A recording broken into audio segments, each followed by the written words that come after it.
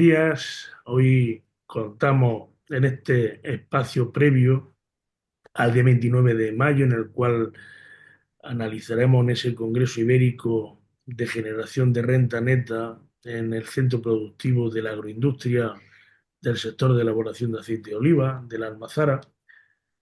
Y bueno, ya tenemos más de 260 inscritos, todo un panel de profesionales que van a discernir y discutir en 5 mesas redondas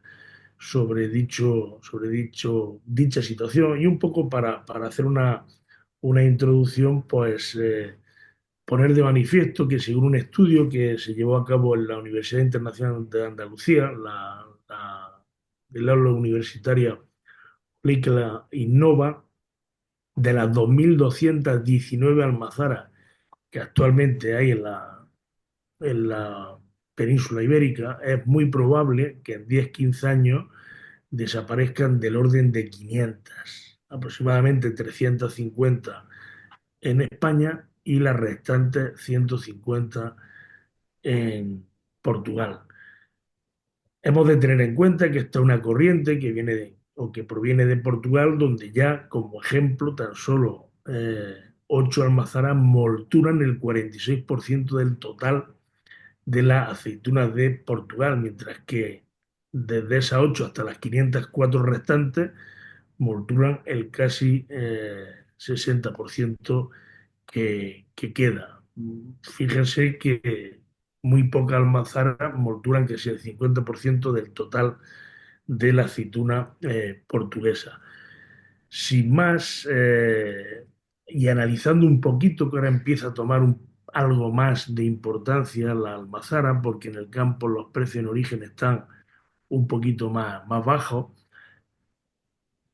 poner de manifiesto que el total de dinero que hay en juego por kilo de aceite en el campo es desde 1,5 a incluso 3,5 euros, y sin embargo la almazara pues podría ser desde 0,9 a 1,5 euros. En ambos casos es mucho dinero, pero queremos poner de manifiesto que la almazara tomaba un papel fundamental en los próximos meses, próximos años, dentro del sector de elaboración de aceite de oliva, si es que no lo ha tomado ya. Como decía, tenemos con nosotros a quien agradecemos que esté, que aparte de estar aquí, formará parte de una mesa el próximo día 29. Tenemos con nosotros a Alberto Guzmán, que es el CEO de Ansotec. Ansotec, como saben, es una compañía que se ocupa de hacer que estas almazaras pues sean, digamos, tomen vida propia y sean un poco más inteligentes o tomen inteligencia artificial que antes carecían de ella. No obstante, seguramente nos lo explicará muchísimo más adecuadamente y mejor que lo estoy haciendo yo. Muy buenas, Alberto, ¿qué tal? Gracias por estar hoy con nosotros. Muy buenos días, Juan. La verdad es que siempre un placer agradecerte que nos invitéis a dar también nuestro punto de vista acerca de estas tendencias y cambios que se avecinan y este proceso de transformación. Y la verdad es que es muy ilusionante, ¿no? Participar con vosotros y seguir aportando. Muy bien, bueno, sabes que el espacio se llama Pérez Miel Molino, ¿no? Me encantan los nombres, Juan, que le vamos poniendo a estos eventos. Muy Muchísimas bueno, muy gracias. bueno. Mira, para empezar, la primera cuestión, son cuestiones sencillas que ¿dónde crees tú que se la juega más el olivicultor? Porque al final la renta neta del olivicultor se ve afectada por la falta de ineficiencia de la cadena de valor. ¿Dónde crees tú que es más, dónde se deja más dinero el olivicultor? ¿En la almazara o en el campo? Pues la verdad es que he estado dándole un poquillo pensando acerca de esto. Como sabes, Juan, desde hace 2 o 3 años además, ya no pienso solo como industrial, porque realmente, como Soter bien has dicho, es una empresa que se dedica a la transformación digital, automatización y digitalización de almazaras, dándole toda esa potencialidad. Pero desde hace unos años, pues también estoy en el campo y tengo ese punto de vista agricultor que familiarmente, pues también conozco desde que era niño, era antaño, ¿no? Entonces, ¿qué es verdad? ¿Qué es lo que yo sí visualizo? Pues hago el análisis de ver realmente dónde tiene capacidad de decisión el olivicultor, ¿vale? Entonces, el olivicultor, que tiene una tierra, pues ya tiene ahora mismo un olivar, tiene una capacidad de ejecutar unas tareas, de desempeñar unas funciones, de hacer unas buenas prácticas de sus cultivos, pero ahí manda él. Ahí realmente la decisión, el invertir más operativamente para que el olivar mejore, que tenga una buena cosecha, depende de él. En cambio, en el momento en que el producto llega a la almazara, ya no depende tanto de él. Y hay una decisión muy importante que es dónde llevo esa aceituna, ¿vale? Entonces, yo, desde mi punto de vista, quería aportar que creo que esa capacidad de decisión que él toma en el momento de decidir la aceituna, desde mi punto de vista, le hace que tenga que estar más preocupado de decidir dónde va a llevar esa aceituna para que, digamos, tenga la menor pérdida de renta derivada de su procesamiento en la almacén. Es decir, él se preocupa de sacarle lo máximo en su campo, de hacer bien su trabajo y a partir de ahí tiene que decidir dónde llevar esa aceituna. Tradicionalmente, Juan, pues bueno, yo recuerdo que antiguamente, pues bueno, iba a la almazara más cercana del pueblo. O sea, tenía poca dimensión, entonces pues prácticamente no era una decisión, es que había que llevarlas ahí. Hoy en día el tamaño de las instalaciones o de las plantaciones empieza a ser más grande y empiezan a existir muchas más opciones. Bueno, el tema de logístico gana una importancia brutal y empiezan a entrar en el escenario muchas variables, tanto logísticas, pago por limpieza, pago por rendimiento, etcétera. Y la verdad es que es impresionante, y doy fe de ello, de la diferencia que puede haber si se gestiona bien, si se gestiona de una manera correcta, dónde decido llevar mi aceituna. Por tanto, y como especialista también en el ámbito de la almazara, desde mi punto de vista creo que se la juegan en decidir a qué almazara llevan sus productos. El resto depende de ellos, ¿vale? Totalmente de acuerdo. Hemos dicho antes que oscilaba entre los análisis que hemos hecho nosotros entre 90 céntimos por kilo de aceite y 1,5 euros. Es mucho, mucho, mucho dinero. O sea que Sí. realmente es bastante dinero. Eh, Estoy de acuerdo contigo en lo que me estabas comentando, lo que nos estabas comentando. Y luego hablabas de la eficiencia de la almazara. ¿Crees que la morfología jurídica, o sea, si es cooperativa o sociedad mercantil, tiene algo que ver en la eficacia, en la eficiencia, en la optimización de los recursos? Bueno, la verdad es que yo creo que más que la morfología jurídica, aunque también tengo algunos datos para aportar, Juan, sin duda creo que el peso está en la estructura de esa empresa, en realmente el equipo humano, profesional y digamos cómo está conformada esa empresa, más allá de que sea una almazara o que sea una sociedad mercantil tipo denominada industrial. Es importante pues, que haya una buena dirección formada no solamente en la parte técnica, sino en la parte administrativa, en la parte comercial. Bueno, que tenga solvencia en todo el aspecto financiero, que disponga de tecnología, que disponga del tamaño, el volumen de escala para poder gestionar todo eso. Pero realmente la parte jurídica, sinceramente, y sin entrar en los detalles de deducciones fiscales, subvenciones, etcétera, que también tendrá su punto de vista, pero que no voy a entrar ahí. Creo que depende más de que realmente haya ese aire que inspire realmente digamos, a estar al día, ¿no? Yo creo que es un tema de estar al día. Cual sea almazara o sea cooperativa, hay que elegir cooperativas y almazaras industriales que estén al día, ¿vale? Que estén al día y que quieran competir y que sean sostenibles, ¿no? En ese sentido, yo trasladarte un poco, Juan, nosotros llevamos 8 años trabajando ya en esta corriente de transformación y de mejora de la almazara. Entonces, lo que sí te puedo dar un dato es que nosotros hemos transformado el doble de almazaras industriales que de cooperativas. Sí es verdad que estamos observando que empieza a invertirse la tendencia. Empiezan a ser las cooperativas, se están poniendo las pilas. Es decir, se están dando cuenta que necesitan luchar también por esa eficiencia, que necesitan competir por esa eficiencia y que no pueden dejar de perder ese volumen tan importante de aceituna que llega a sus almazaras. Porque si no, pues bueno, sabemos lo que significa lo que es el cálculo de punto muerto de una empresa y se necesita ese volumen para poder operar. Entonces, ahí sí que es verdad que vemos que en los últimos años pues, está cambiando esa tendencia y la verdad es que creemos que hay cooperativas modelo también. Hay ejemplos. Nosotros además, por suerte, por desgracia, pues digamos, tuvimos la suerte de aterrizar nuestro primer proyecto de transformación digital. Lo hicimos en una cooperativa que además es un poco singular, yo diría, la cooperativa de Conde de Benalúa en Granada. Y bueno, pues destacar que aunque son cooperativas, pues realmente es un ejemplo muy didáctico acerca de esto. Se comportan aparentemente como otro tipo de empresa o de sociedad mercantil, ¿no? Totalmente de acuerdo contigo. O sea, entonces, como tú bien decías, estar al día, tener escala, tener un alto rango de profesionalización, de ser eficiente, ser eficaz, ser innovadora y, en definitiva, pues hacer más por menos, tratando de ese beneficio, pues trasladarlo al final al agricultor. El punto muerto a partir del cual, pues evidentemente, el coste es mucho menor o coste cero para solamente costes variables para la totalidad de kilos que se van molturando.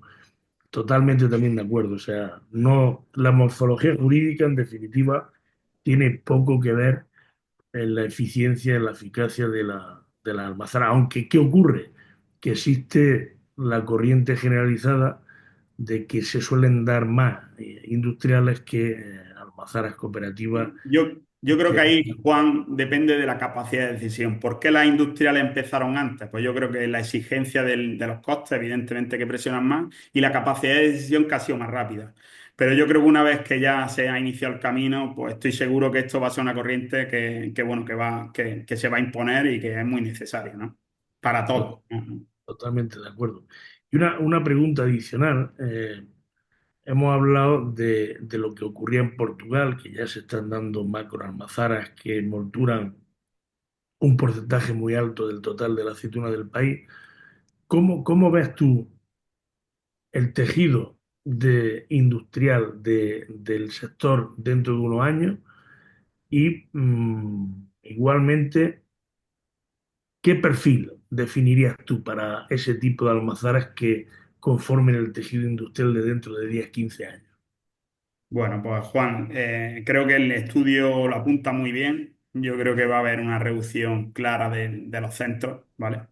Eh, Eso va a hacer que haya centros más grandes digamos, por ese volumen y esa escala, pues puedan competir y ganar cuota de mercado. Va a tener mucha relevancia desde mi punto de vista. Evidentemente, cuando aumenta el volumen, aumenta la exigencia.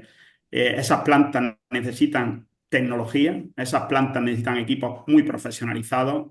Como vuelvo a decir, no solamente en el ámbito técnico, sino en todos los niveles, porque al final se produce, pero hay que darle salida a ese producto, ¿no?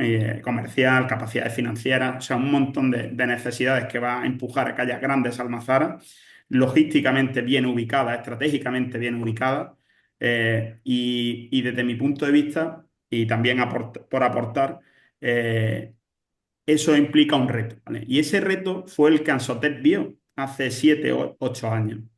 Nosotros llegamos al sector hace 7 años y mucha gente decía, pero bueno, ¿qué hace esta empresa aquí? Porque claro, si es que nosotros veíamos que el camino podía ser este. Es decir, se iba a necesitar tecnología de otro nivel para controlar este tipo de almazaras. Y nosotros lo que vimos cuando accedimos al sector es que realmente había un déficit. Lo que hicimos fue traer la mejor tecnología de otros sectores al sector del aceite. El oro líquido, ¿no? También puede y debe de sostener esto. Y claro, cuando entramos en este nivel de exigencia, las soluciones tecnológicas que debemos de implantar no pueden ser experimentos. ¿Por qué? Porque ojo al que experimente, que se puede equivocar.